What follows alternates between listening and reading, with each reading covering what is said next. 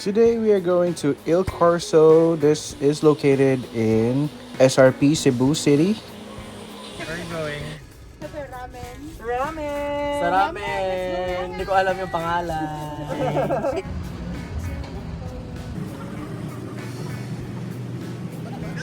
So the restaurant's name is Hakata Ramen Ba.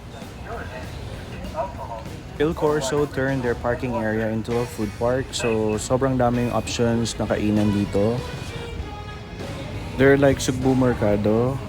May mga options like hot meals, burgers, dessert, barbecue place, and of course our favorite ramen. Ano si Japanese nga hello be?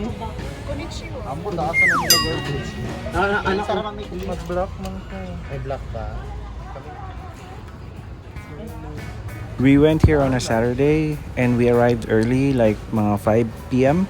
Kasi the food park usually opens at 4, so medyo konti pa yung tao.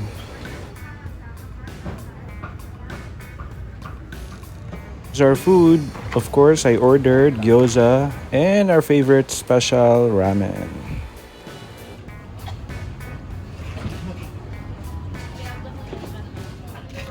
What's nice about Hakata is that they also serve complimentary black tea and it's unlimited. So, Happy. yep.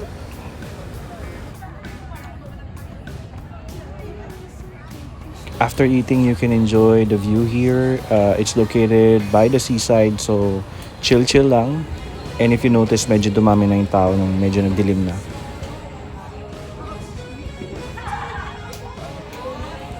They also have their version of Larsian. Larsian in Cebu is known for their barbecue or sugba. There's Humba Heaven, which of course is known for their humba or adobo.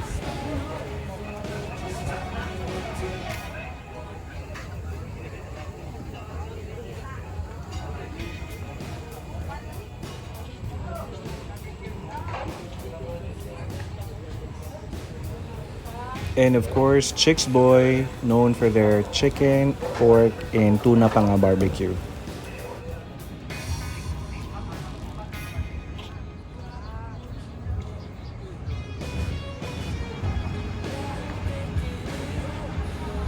This food trailer serves hot meals, burgers, fries, and other drinks.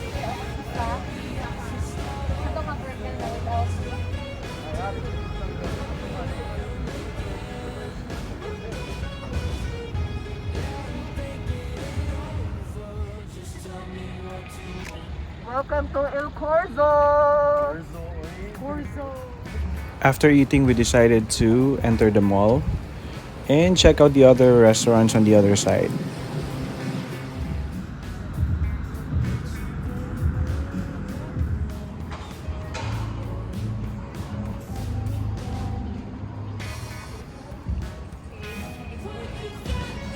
Il Corso is not yet that accessible to public transport, so if you want to come here, you have to take a cab or bring your vehicle para makapunta dito.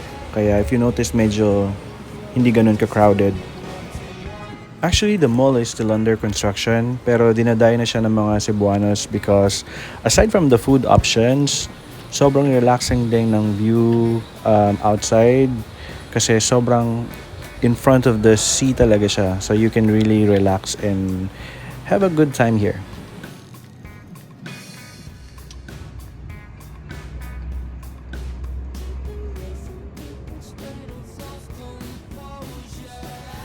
The mall is quite big and na-appreciate ko yung landscaping. Maganda yung mga arrangement ng plants.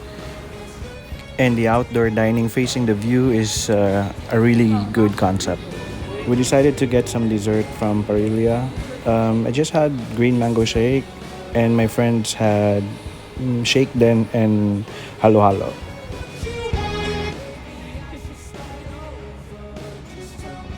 There's this cool lighthouse at the edge of the mall. Unfortunately, hindi pwedeng umakyat, but it's so nice.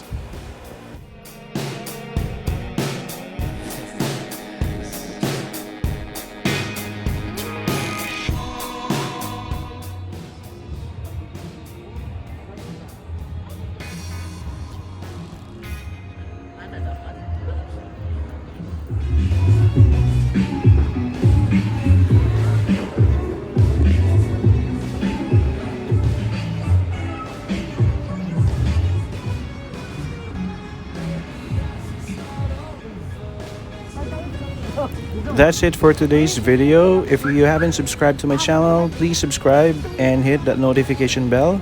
And I'll see you on the next one. Thank you for watching.